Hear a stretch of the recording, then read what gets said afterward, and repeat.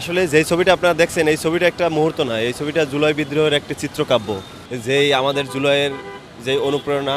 আর আমি তখন আসলে আমাদের যে সামনে যারা ছিল, আমি গুলিবিদ্ধ অবস্থায় ওদেরকেও যাতে ওরা যাতে সাহসী হয়, ওরা যাতে এই যে আন্দোলনে যে গুলিবিদ্ধ হওয়ার পরেও যে আমি স্ট্রংভাবে দাঁড়াই আছি, ওদের পাশে আছি, ওদেরকে একটা মনোবল যোগাইতেছি, এটা ওদের অনুপ্রেরণা যোগায়, এটাই আমি আসলে চাইছিলাম।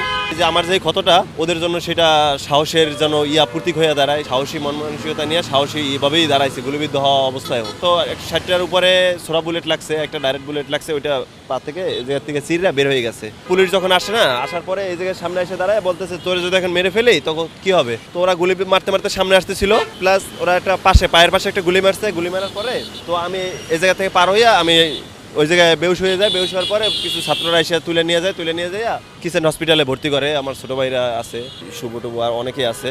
জুলাইয়ের সেই স্মৃতিগুলো মনে পড়লে আজও হৃদয় দ্বিখণ্ডিত হয়ে যায় ভাইয়া।